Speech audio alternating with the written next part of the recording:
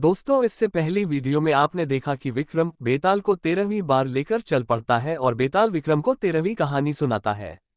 बनारस में देव स्वामी नाम का एक ब्राह्मण रहता था।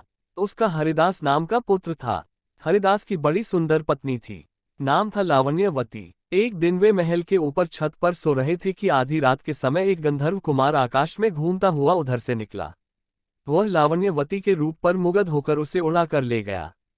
जागने पर हरिदास ने देखा कि उसकी स्त्री नहीं है, तो उसे बड़ा दुख हुआ और वह मरने के लिए तैयार हो गया। लोगों के समझाने पर वह मान तो गया, लेकिन ये सोचकर कि तीर्थ करने से शायद पाप दूर हो जाए और स्त्री मिल जाए, वह घर से निकल पड़ा। चलते चलते वह किसी गांव में एक ब्राह्मण के घर पहुंचा।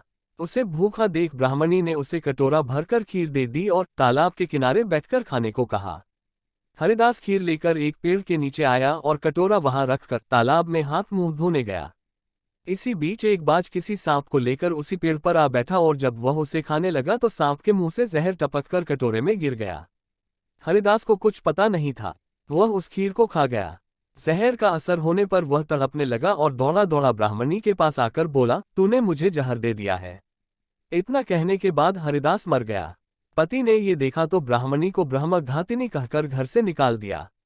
इतना कहकर बेताल बोला, राजन बताओ कि सांप, बाज और ब्राह्मणी, इन तीनों में अपराधी कौन है? राजा ने कहा, कोई नहीं। सांप तो इसलिए नहीं क्योंकि वह शत्रु के वश में था। बाज इसलिए नहीं कि वह भूखा था। जो उसे मिल गया उसी को वह खाने लगा। ब्राह्मणी इसलिए नहीं कि उसने अपना धर्म समझकर उसे खीर दी थी और अच्छी दी थी।